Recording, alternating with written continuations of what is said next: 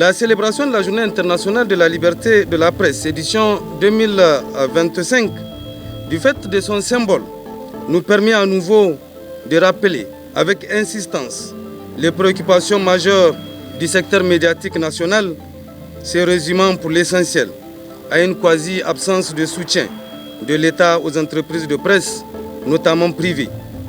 En effet, le fonds d'aide à la presse, consenti pour épauler les organes des médias indépendants, n'est point alloué directement depuis 2018, alors que l'accès à la publicité s'est fait de plus en plus difficile du fait de la non-application de la loi sur la publicité.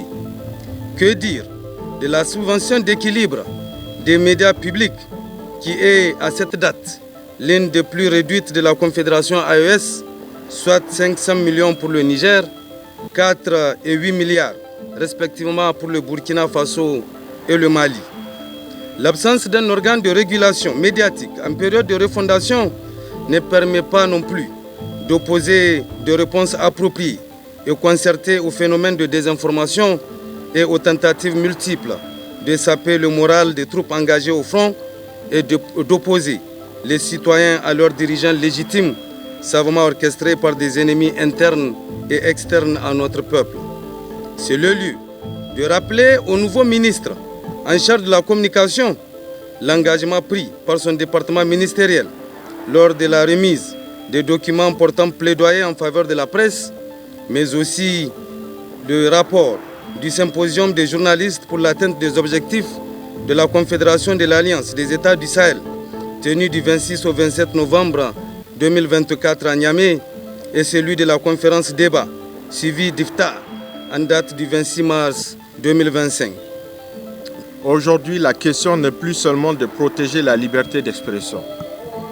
La question est de la libérer réellement, de l'arracher aux puissances invisibles qui l'enchaînent. La désinformation organisée, les injonctions extérieures et les récits importés. Car la liberté d'expression dans un pays souverain ne peut être qu'un outil au service du peuple, au service de la vérité, au service de l'élévation morale et intellectuelle de notre société. Dynamique de refondation nationale. La presse nigérienne est appelée à une responsabilité historique, celle de devenir un pilier stratégique de notre souveraineté et non une simple caisse de résonance d'agenda étranger. Cela suppose un repositionnement de notre vision du journalisme, un journalisme patriotique, engagé, ancré dans nos réalités sociales, libre de penser pour libérer et solidaire de l'idéal de la Confédération des États du Sahel. C'est pourquoi, en tant que ministre en charge de la communication et des nouvelles technologies de l'information, je vous encourage à repenser vos lignes éditoriales autour de la souveraineté, de l'unité nationale et de la refondation. Également faire face à une réalité incontournable de notre époque. La transformation numérique qui bouleverse profondément les modes de consommation de l'information.